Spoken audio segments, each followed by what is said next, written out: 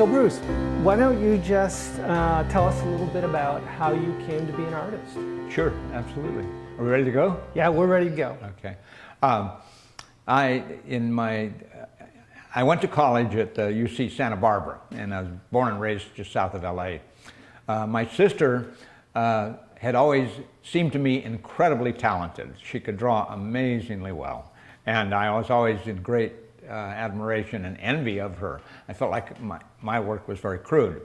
Well, I started the university and I spent a year as a political science major, and I decided that was not at all what I wanted to do with my life. So I became an art major, and my first ambition was I thought I could probably teach in high school. Would be a good living. Okay, you know. And slowly I got more and more response to the work and interest in the work, and I had a great teacher, a man named Howard Warshaw, who was just brilliant and talked about art as not as entertainment or decoration, but art was a really serious human endeavor, okay, serious intellectual and ethical endeavor. And that really engaged me. And then I went to graduate school, first at UCLA, and then I finished my degree at Cal State Long Beach, and I cast about for any job I could find. And I wrote all over the country, and the best offer I got, one of two, was of St. Petersburg Junior College. So the other was in Oklahoma, so the choice was easy. And we moved to St. Petersburg in '65. I began teaching there, and everything developed from there. That I started having success with my work, and I just loved the teaching. And the teaching was a huge education for me, as I realized I know so little about color and how color operated. And so I set myself problems, and my work during those years was practically all aimed at trying to teach myself the things that I hadn't been taught. And I began having some success with exhibitions and sales, and particularly with exhibitions. There was a lot of competitive exhibitions around Florida. There was a big state fair every year. And then I went out on the sidewalk circuit, and so I do Winter Park and Ocala and these different sidewalk shows, and I had a lot of success there in terms of getting prizes and all. So from there on, it just developed and flourished in terms of I kept finding. I started out doing a lot of prints, silkscreen prints when I was first teaching, and then it moved almost exclusively to painting. And my early paintings were multiple images, where I would have one image of one thing as if superimposed over another. And that went for a few years, and I was always using landscape elements in the work. And it suddenly dawned on me that maybe I just wanted to paint the landscape. And so I did a few small landscapes and thought, yes, this is what I want to do. And so that was probably the mid-'70s. From the mid-'70s for about 20 years, I was exclusively dealing with usually large-scale landscapes, oil, and a huge influence was the weather here in Florida, and the lush landscape, and all of the water, the rivers and gulfs and swamps, and those huge clouds in the summer. I think it would have been very different for me had I stayed in Los Angeles. I think that it's pretty gray and dry and overcast most of the time, and this was just a revelation, this landscape and this climate. And so my painting would be hugely different had I not come here. And to this day, I'm continuing both two threads of the purely natural stuff of dealing, and most often with edges of bodies of water, the edge of mangroves on the bay or foliage along a river. And the second thread is I've begun being very interested in doing figurative work and looking for places where there's groups of people, but groups of people that are in very ordinary, mundane surroundings. It's not some dramatic event, it's not a sporting event, it's not like a shot from the newspaper or something, but it's people just going about. I did a big painting of a backyard barbecue. I'm doing one now of this beach, and I did one of an intersection in New York, one of a group of people on the roof of the Metropolitan Museum, but just people wondering. I did one of a mall, Brandon Mall, and so that's a direction I'm really interested in. And it's a little coming full circle because most of my undergraduate education was very much based on the figure, and now I have a figure drawing group that's really influenced it. I draw once a week, and so anyway, I feel really enthused about this direction. I'm intrigued about what you said about taking sort of more, I don't know if the word is mundane, but more run-of-the-mill situations for these groups as opposed to sporting events. Can you tell me a little bit more why you wouldn't do the sporting events? Yeah. I'm trying to make paintings in where if the painting is of interest or if it has any value to people, it won't be because it's the Kentucky Derby, okay? It won't be because it's the Super Bowl. It'll be because of the painting, okay? And so an ordinary snapshot of the beach is very forgettable, okay? It's not gonna make the National Geographic, it's not gonna make People magazine, whatever. And so, and I've always, in all my landscape work too, I've avoided, to a large degree, spectacular landscapes. National Geographic landscapes, you know, beautiful sort of places. We know they're beautiful, so why paint them? You know what I mean? You can't make them more beautiful than they are. But tending to choose sort of ordinary things and hoping an expanse of a body of water, okay, just the surface of the water and the light underneath, you know. And if you like it, okay, if you're interested in it, if it grabs your attention, it's because the ordinary thing that you've seen 1,000 times has been transformed by being painted, okay? And I'm not sure quite how it gets transformed, other than that I just set out to make a painting of it, but somehow something leaks into that thing where there's something that happens that's so different than a photograph, and it's also very obviously made by hand. There's just a sequence of brush marks that make it. And so that idea is to talk to students about trying to, don't begin with extraordinary subject matter, begin with ordinary subject matter. See if you can make it extraordinary, okay? And you can point to, you know, Dutch still life, people painting a dead fish and a couple onions, you know, and it's a beautiful thing, but it's not spectacular, you know, or exotic or whatever. So that's been an idea. Yeah. Well, the thing it leads me to ask you about is because looking at your work here and at Sheila's place too, it struck me as like you pay a great deal of attention to composition. And I guess I wanted to ask, it's not like you've just captured a snapshot and you're reproducing it. It doesn't look like that to me. It looks like you've very kind of thoughtfully, in the original photo, but then I suspect afterwards, composed the painting. Is that true? Can you talk to me about that? Absolutely. The composition is one aspect that's hugely important to me, and I usually try to find a very simple composition. And the beach painting, I was really attracted to the snapshot of the beach because it resolved itself into a band. There's a lower third was sand, okay, and fairly uneventful, sand with some footprints in it. Then this crowded, dense middle section with all these people and umbrellas and everything, and then a quiet sky above. And so that was my impulse with it. And as I've developed it, I've decided to do a little more with the sky. I've chosen another sky, and I'm experimenting with how contrasty or dramatic that'll be, or how simple. But the composition, a really good example is there's a painting I did of the drawing group in this big room where we draw, a big empty dark room. And the drawing group, there's the model's in the middle, and the group is of course around the model, okay? But the group essentially makes a diamond shape, okay? If you could look at a slide and just draw a diamond shape, okay? A diamond shape in the middle of the painting. So while the painting, everyone in the painting is sort of casual, and you can see them reaching for a brush or doing this or doing that. Everyone is kind of ordinary. The whole thing though has this kind of severe order, and I really like that idea of the order. I totally get it because I've seen that painting and I know just what you're talking about, and I get the feeling too, You know, I've seen other things you've done where you're playing with real strong positive and negative shapes and things that are, I don't know if the right word is techniques, but they're tools that you're using to create almost an abstract painting out of a realistic painting.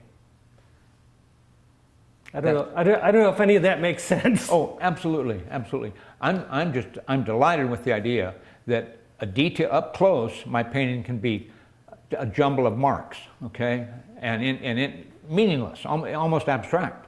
You back off, and from a distance, and also in photographic reproductions, it looks almost like a photograph. And that kind of mix, the idea of up close, it's a jumble of colored marks, and from a distance, it fits together so well as a very believable kind of space. Figure ground is hugely important with that I try to pay almost more attention to the surroundings than to the figures, okay? And so looking for the negative empty spaces, and if I can build a convincing treatment of the space, of the place I'm painting, the figures then fit in easily, okay? And it doesn't take a laborious rendering or really sharp, you know, detailed rendering of the figure. It's blotches of color, and if the place is convincing, they fit right in. And I'm not sure how it happens, but as I begin a painting, it's really a mess, and I begin with very thin washes of paint, washing in the main darks, the main lights. I mean, the first afternoon, I try to get the whole painting washed in, you know, so I can see the whole thing, and then I can begin making decisions about different parts. But for the first few days, the work is very discouraging. That it's a mess of sloppy brush strokes, and it's discouraging, and it's very easy to decide I need to take a nap or go have lunch. You know that. Or wouldn't it be better to be at the beach? But then finally something, just a little part of the painting will begin to snap together, will begin to work. And then I'm really enthused. And then it's no problem making the painting the priority. You know, it's the thing I really need to do, because once I see one part working, then I can't wait to get to the other parts and piece by piece sort of build it. Yeah, the mall painting is really an interesting case, because I had to, it was a huge challenge working with the things like the light reflecting off the floor having a geometric pattern on it that need to be drawn in some kind of perspective to be believable, and then the glass reflecting figures. There's a number of figures that are reflected in the glass. There's another challenge. And so that was a real job in terms of presenting drawing problems and color and contrast problems. So working with the floor, I probably invested much more time in the floor than the figures to make that floor work and make it believable. And if you look, there's a little girl right in the middle, and she's barely a few ragged brush strokes. I left her just as I'd first just hacked her in the simplest way. And it works fine because the floor looks so convincing, and the floor is so believable. And the thing about the reflective floor, watching a dark color move from the shadow to the light, and then making a light color move in a way that made it belong to the same floor, a classical painting problem, but also a really challenging, interesting one. And almost everything I've done has been, every image I take has some kind of challenge to it. And so instead of, oh, I'm going to do another one of these, instead of that, what can I find where there's something about the light, something about the shadows, something about the space that's a real challenge? I'm not sure if I can do that, okay? And that really keeps my attention. Back to the mall painting, a thing that really interested me there when it was finished was the sense that all those reflections and the reflections off the glass and then off the floor, etc. It's almost like you couldn't grasp the surface. It's like the surface of the painting sort of dissolved because of all these different events. And I really liked that idea. It felt somewhat disorienting, although you could, as you look at it, read it. You could see, oh yes, this is a reflection of that.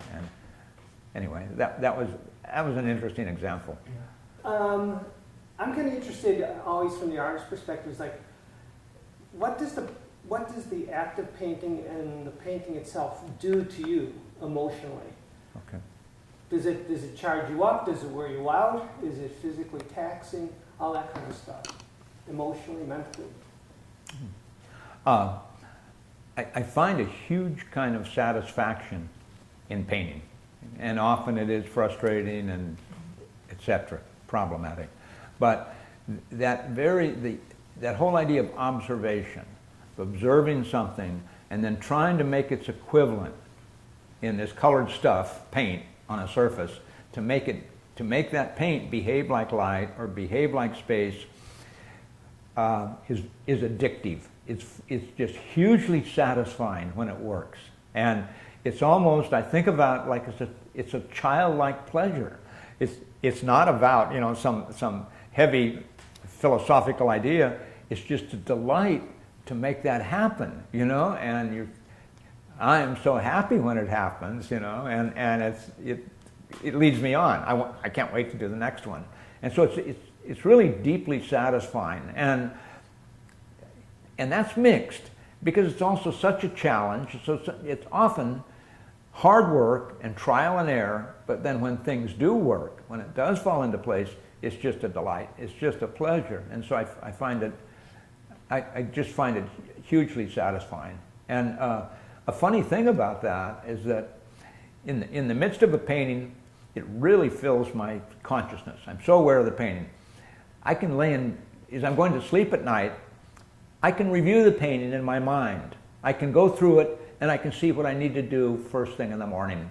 And I can sit and go through the whole painting and say, oh, that upper corner is really a problem now. I better start with that. And the color over here, that's really, really not working. And conversely, when I finish a painting, it drops out of my mind. I'll see a painting I made 2 years ago, and I'll forget I made it. And it's so funny, it just drops out of my mind. And this thing about what painting does, I am a huge advocate of drawing, and a huge advocate of just the act of looking. You're looking at something, and you're just nodding, saying, okay, yeah, that's a tree, that's a bird, whatever it is, But looking and trying to respond, physically making a response to your visual experience, I think is another way of thinking. And I think it's a way of being in the world that can be hugely important in terms of you do that and the world looks different to you, okay? And constantly, whatever I'm doing, if I'm painting automobiles on an intersection, I'll really notice the reflections in automobiles, and every automobile is reflecting the landscape, but I just think there's something hugely important about drawing, and with this drawing group, and there are people that took art a few years ago, and they do very different things, and retired, or one's an architect, one's a faculty member of the medical school, etc. But some of them will tell me that the drawing group is the high point of their week, that after the whatever problems and pressures of their job and their family, etc., just to sit and draw is a great pleasure, So anyway, I'm an evangelist about drawing. That's great. Do you feel like you have to do something either in here but do some art every day, or you get antsy or something, your psyche doesn't function well? Oh, absolutely. And I go periods where I'm involved in other stuff, so days or weeks go by when I'm not painting. And I always feel a little ill at ease. I feel a little ill at ease, and it's just not that feeling of having had a good day painting. If I've had a good day painting, I feel terrific, okay? And it's not that. All is well with the world, and the other stuff becomes minor. But a good day painting is just is a pleasure. And an odd thing about that, and for years I've had this thing about, if I'm going to make a trip, I'm taking a few days off to go somewhere or something, and I don't travel a lot, but I really want to have a painting really in progress, okay? So I go away, but that's waiting for me, and it somehow transforms the experience about. It never feels as good to travel when I don't have a painting waiting for me that's sitting there waiting, and I know as soon as I get back I can jump in and I know just what needs to be done, kind of. So it's interesting. I stay pretty productive, not as much as I was years ago, but I'm painting almost every day, and usually often long time, 10-hour sessions, and particularly when I'm on a project and I'm working on deadlines sometimes. You know. Do you ever have two going at once? Two going? Two paints, two No. paintings, three paintings? No? No. I do one, and I can't think about doing anything else until it's finished. You know, that's really anal, perhaps, but and I know people that have 10 things going in the studio, and so they get a little bit frustrated or a slight dead end on one. Put it aside and go to another, which really makes sense, But I have this kind of compulsion about that fills the painting I'm working on fills my consciousness, and I don't want a distraction. I'd like not to come back to it a week or two later and try to remember where I was, or whatever. So the continuity is important. I just finished two big paintings in here, and they were 4 feet by 15 feet. And so I stretched them on both walls. You can still see the mark on the wall where the paintings were stretched. And there, I had to do one before I did the other. And they were not related. They were both beach scenes. But until I got one finished, I had to finish it, and then I did the other. Anyway. What if you're stuck, okay? You don't have your next idea.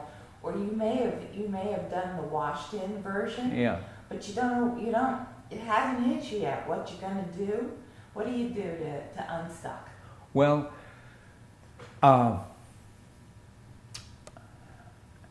interesting question. I think that generally I have a very clear idea of what I want to do. And so it's a very clear idea of where I want this painting to go. Now I can't tell you exactly, like in this one. Can't tell you exactly what that sky is going to be, or exactly what the range of color, the contrast is going to be, but I know I want a very coherent image, and by coherent I mean it's very believable. Okay, and from just say it's a beach, people at the beach, and that's a beach umbrella, whatever.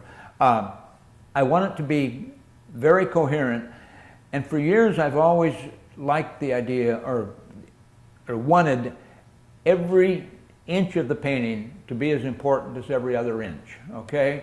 So there's not parts that I focus, I'm careful with, and I slop this side in, okay? But everything, and the granularity of the painting, the size of the brush strokes, whether it's the sky or the sand or whatever, is going to be the same when it's finished. It's like the painting, I think it a little like it's a charged field. It's a field of energy. And I don't want any vacuums. There's no voids. There's no empty spaces. Everything needs to every square inch needs to be attended to, and needs to have that attention. And I think that served me very well in my painting, because I think there's it's like working to a standard. It's like the painting's not going to be finished until it meets, and they're intuitive ideas, but until the entire surface is as worked. There's no empty spaces, there's no voids, that it all has an activity. And I think about it like a visual field. Like in a visual field, we don't see backgrounds. We look and we see the tree, or we see the car, or we see whoever, our friend.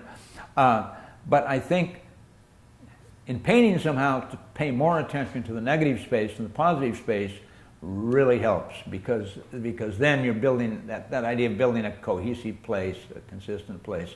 And this started a little bit, I've always been engaged with the figure ground idea, but a clear example is in watercolor.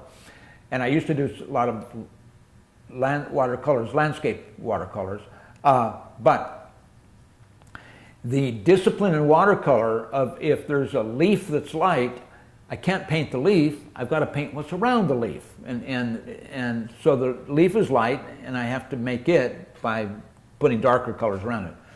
Doing that, I make much more interesting leaves than if I just paint the leaves. And if I just paint the leaves, there's that danger of getting repetitive and automatic and generalizing, you know, kind of cartooning the leaves or something. But if I'm painting the negative space around the leaf that gets made that way is just a more interesting leaf. It's unexpected, and there's sort of a random quality then, as there is in nature. You know what I mean? That all the leaves are about the same size and the same shape, but each one has nuances. Each one is kind of different. So that's an idea. You mentioned the field, the sort of electric field, which I totally get, but it made me think of like Jackson Pollock and painters that are not necessarily doing the kind of thing you're doing, but that if you look at a painting, it was an all-over painting. I mean, every square inch of that was important. It may have been gestural or whatever, but it was a gesture that was kept and important. That's extremely true. And the idea and Jackson Pollock is the greatest example. Here he is not looking at anything. He's dancing around the canvas and throwing the paint. But every part of that canvas gets equal attention. There's no empty parts. There's not parts he disregarded. And I think that's a hugely important idea for all of modern painting, okay? And I think painting beginning with the Impressionists, that there's something important about that rectangle you're working on, and it all has to participate. There has to be this cohesion, or kind of unity to it, and so every square inch is important. And I think anyone we look at, you know, you could choose any artist you think of, Mark Rothko or a Cubist painting, Picasso and Braque, you know, and see how there aren't things just left over. There's not just empty things. You know, they've attended to every part of the picture. And so I don't know what the meaning or significance of that is, but it's a little about, it's not the painting, it's a sacred object, but the painting is one take on the world a little bit. It's a coherent, you're making a coherent kind of universe, or your version of some part of the world. And Jackson Pollock is too. I mean, the idea of the dancing around that canvas and all is a comment on human behavior and human experience and all. But a huge amount of work of the last 30 years, 40 years, in terms of postmodernism, has been a rejection of that. And so in postmodernism, you see people abandoning painting, or in painting, abandoning the rectangle, and there's a splotch on the wall, and then a splotch over here on the floor, moving into performance, okay, or environmental things, where I'm going to have some chrome bumpers hanging here, and then move some wool string through here. And so that idea of seizing on the variety in the world, and there certainly is this huge variety in the world, but very consciously they reject those modernist ideas and the ideas too of a composition, a balanced composition, or a relational composition, and so things are put into opposite. Things collide, whether it's material or image or whatever, a lot, and so I think I think I'm totally addicted modernist, and so and it's funny, you know. You are what you are, and I think I don't. Well, I don't have and haven't had much success on the national scene in terms of New York or whatever. And I had a New York gallery for a few years in the late 70s and this and that. But I think that people have this, particularly in that end of the art world, okay, the major international art world, it's real hard to get a foothold as a modernist painter. And which is fine. I don't care. You know. Is that what you're about, anyways? Right? There was a time when I thought I'd become a household name, and it never happened. So anyway, I have one question for you. Yeah. Because you paint to the edges, to me it looks like you said, every square inch is important. You go right to the edges. yeah. Do you freak out if anybody frames your canvas the wrong way? Do they put a frame up that overlaps it, or? Oh, that's very important to me. And I frame my work, but I frame it in a real simple poplar frame, and it's for storage and for for moving the painting. And and I don't know, often I sell things, I never see where they are, never see where they go.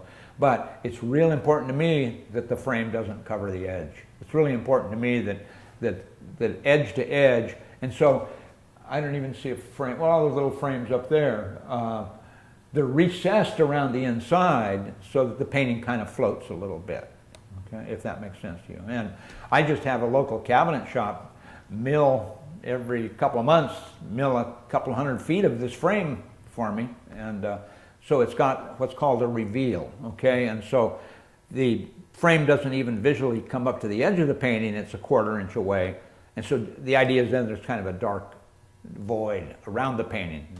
So anyway. Do you have any hero or heroine painters? Yeah, there's a great number of people I care about, and we're going to New York later this week. We go once or twice a year, my wife and I, who's also a painter, to New York, and it's essentially to hit the museums and also the galleries. And I'm just enamored of a huge range of painters, particularly all those that are in that tradition of observational painting, you know, and whether it's from the Renaissance forward, and so there's people I think are great painters, you know, Chardin or Monet, on and on.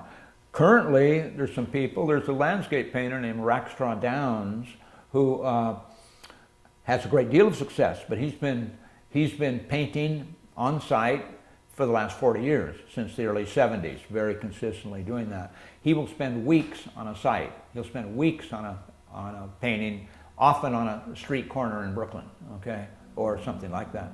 And he's very meticulous. He's an extraordinary painter, and I'm not sure how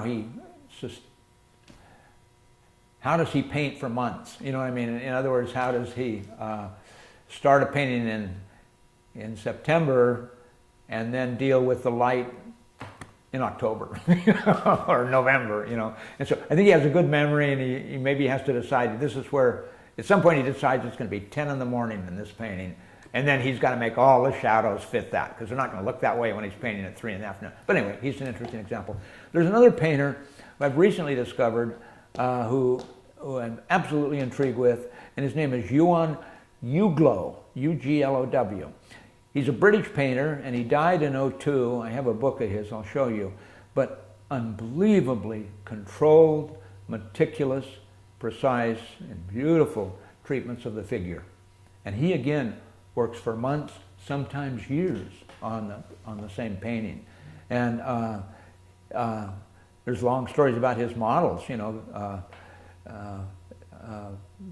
really hating it, you know, month after month to sit in the same damn chair, you know what I mean, and with this, you know, on and on. But anyway, he's an amazing guy, and I share him with the drawing group.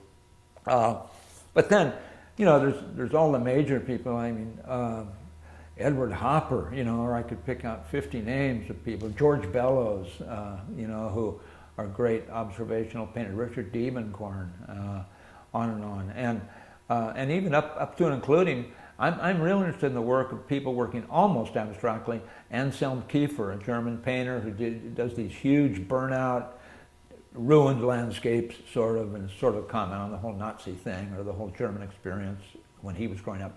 And so there's a lot of people working in strange ways that I'm really interested in. There's a sculptor, there's a woman named Sarah Zeh, it's S-Z-E, and she will take a corner of a gallery or a corner of a room or a staircase of a building, and she constructs an environment there, an installation of thousands of parts. So there's strings and little wires and little lights and little stencil letters and lights and shadows, and I'm just overwhelmed by that work in terms of you could not see it well unless you spent a week there. You need to, you know, because it's so multiple in everything. And we discovered her a few years ago in New York, saw her work, and it's always pleasant. Then a little bit later, she was the American representative at the Venice Biennale a couple of years ago. But anyway, so there's people I'm always interested in looking, and I'm interested in art that that engages me. I'm interested in art that puzzles me. I'm interested in art that stretches the boundaries, and art that repeats the familiar stuff. I mean, I don't need to see another painting by a 10-year-old, you know what I mean, or someone carefully imitating a 10-year-old.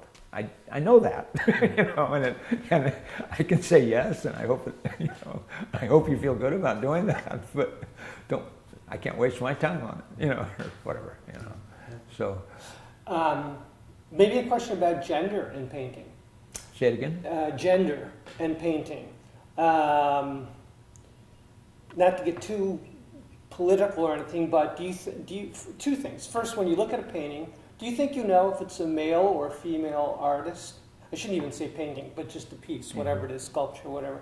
And then the other question is, what do you think about the access women have to the gallery world or success, you know, in the art world in general? Okay. First, I seldom, if I'm encountering a work I know nothing about, I seldom would make a guess about is it a man or a woman, okay?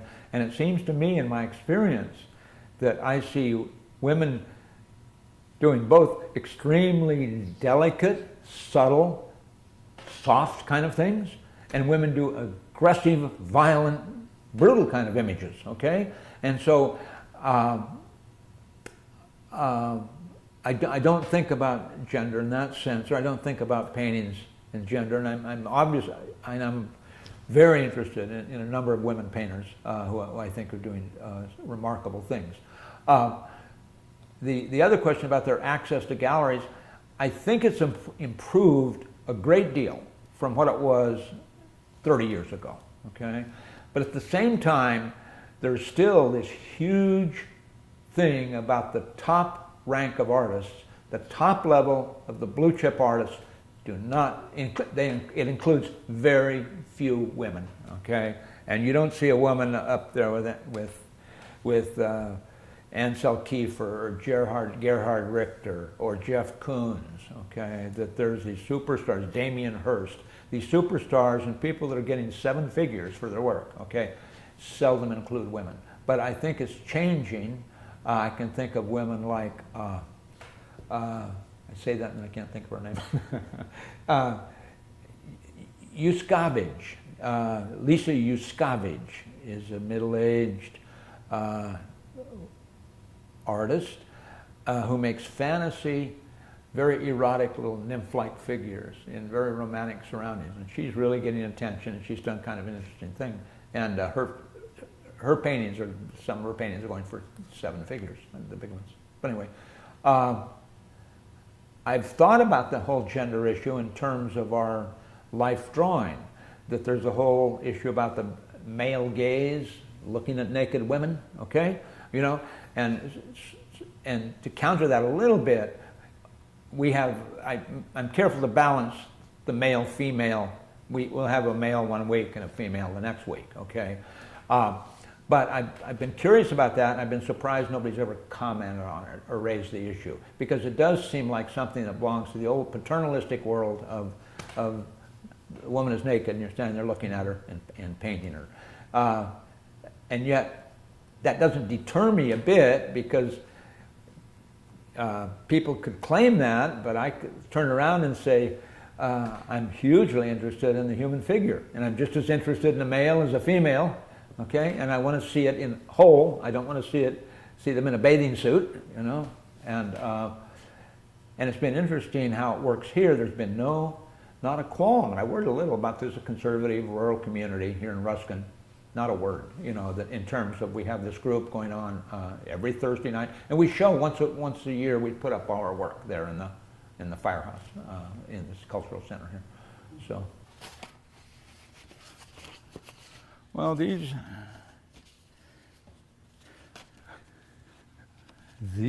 are a result of every Thursday night, you know, and after 4 years.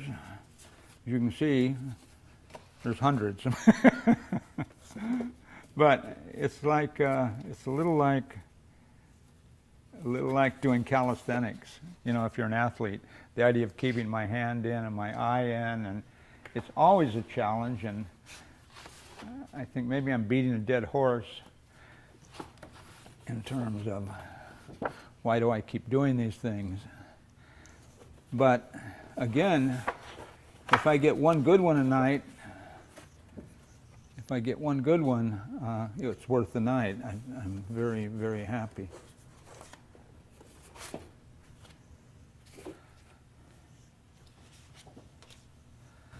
Talk about what it's like to work in watercolor. Well, the neat thing about watercolor is the way the pigment flows, and so just the flow of the pigment can really be beautiful. But it also means you don't have the control you'd like to have. It's not like with charcoal, or oil paint, where you can blend something carefully. So everything is discrete shapes of color, and sometimes working wet into wet, then the color flows. The main one is the idea that if you want something light, you can't paint it light. That in watercolor, the idea of it being transparent and the idea of any lights have to be the light of the paper means that you've really got to be attending to, you're painting the darks, you've got to be looking at the shapes of light and saving those, preserving those. And I love the look of watercolor. And, and I'm trying with these, I'm trying always to be adventurous. I'm trying to not repeat a formula. I'll often use color kind of arbitrarily, or I'll just erratically make a decision about color. And sometimes the color is more synthetic or artificial, and then sometimes it just looks like skin color. It's not been an issue for me, and I know though it's been a huge issue, politically, and just as race is too, in terms of the biases in our culture, and you can pretend they're gone, but they're not. Okay, I mean, there's so much evidence that they're there, and they're blossoming. In fact, sadly enough. Do you and your wife, since you both paint, do you comment on each other's paintings? Oh, absolutely. Our work is very separate. When we leave, I'll let you stick your head in her studio and see what she has going. But absolutely, and we really trust each other. I mean, when I'm getting close to finish, I'll make a point. Dolores, come in. What sticks out to you? Is there a part? Where do you think I need to give some attention? And the same with her. She'll ask me into her studio, and we'll sit and we'll talk about it and about where it's going. And we paint very differently. Her paintings are they're figurative based, but the abstract elements overwhelm whatever the subject matter is. And I'll show you those. So it's been an excellent arrangement for us to both be painters, and it's been very mutually supportive. Maybe just tell me a little bit about technique, how you go about painting. Sure.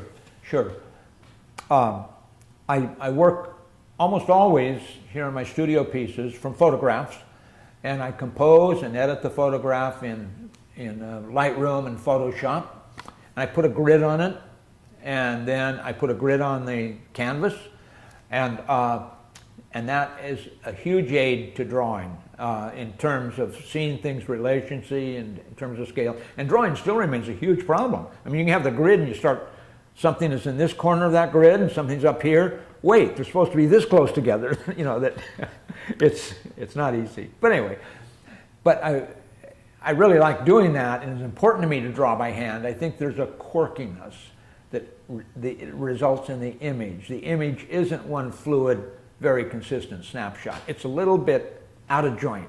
There's something, there's a unexpected raggedness or something that's really important to me. And I've had friends say, why don't you project the image? And I know I just lose it. You know what I mean? That I don't want to project the image, But anyway, and a friend of mine said, if you have to project an image, it doesn't help because you can't draw anyway.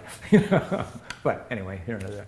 But the other things in terms of technique, it's oil. I start with a lot of turpentine. I start with just turpentine with the pigment, and then I slowly move to adding some linseed oil and some liquid, which is a alkyd medium sort of that dries kind of quickly, and I can control the drying time by the proportions of oil.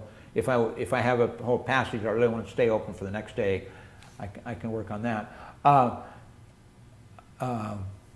I'd say that my technique is somewhat hesitant and it's somewhat careful. I always begin with very thin paint. I don't want to put a stroke of paint on that later I'm going to change it and it's going to be a lump there that I need to scrape off or something. And so as a result, that goes all the way through the end of the painting where it's a very thin coat of paint. It's almost never that I'm using impasto. And I love impasto, in other people's paintings, but it doesn't find a place in mine. And I build my own stretcher bars in almost all cases, and I like the idea of building a stretcher bar, and I often use unprimed linen, so I have to put rabbit skin glue on it, oil priming white, and then I've made a canvas that's already a thing of value. It's a respectable object, and so then, as opposed I go to Dick Blick and buy the canvas, but I can't buy linen there, primed and stretched. But the idea of having a respectable object to begin with, it raises the stakes. You know what I mean? You've got some skin in the game already. Okay. But and other than that, there's so much that's so important in terms. We talked a little about the mall painting, color, the transition of color as it passes through light qualities. In my paintings, looking through water, the idea of working with water and separating the elements in the water. Or there's a form you can see to the waves. I mean, you could really carve the waves, Then there's light coming off the surface. There's reflections off the surface. Then there's the light coming off the bottom if it's shallow water. And so then if there's, let's say, a patch of dark seaweed on the bottom, how does it look when it's under a light part of the wave or when it's under the back of the wave? And so that idea in painting those, it's just a huge pleasure about kind of decoding it, sort of taking it apart and saying, okay, now I'm going to paint what's on the bottom. Now I'm going to paint this over it. Now I'm going to paint the light over that. And do I have the waves? So anyway, that thing about decoding, and I think, and from my earliest teaching, my earliest education, the professor that I was so impressed with and so important to me talked about categorical color. It's a red shirt. And then conditional color, it's in a blue light, okay? It's just a constant kind of struggle in painting to deal with the surface color of things and to deal with what light does to them. And so anyway, that's been an important thing.